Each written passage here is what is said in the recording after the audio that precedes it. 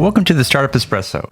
I'm Hall T. Martin, the host of the show, where we talk about raising funding for your startup and the time it takes to have an espresso. I hope you enjoy this episode. Hello, this is Hall T. Martin with the Startup Funding Espresso, your daily shot of startup funding and investing.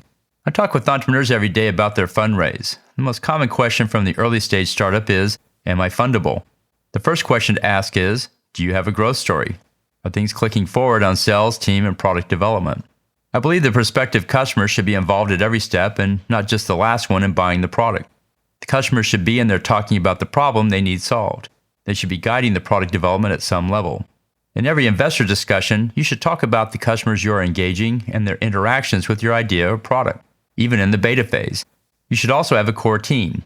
In the very early stages, someone is building it and someone is selling it. No fair, you're both building it and no one is selling it. If you can answer those questions with substance, then you are in the game to consider funding. It doesn't matter where you are on the journey, you just need to show you are making consistent and meaningful progress. Thank you for joining us for the Startup Funding Espresso, where we help startups and investors connect for funding. Let's go start up something today.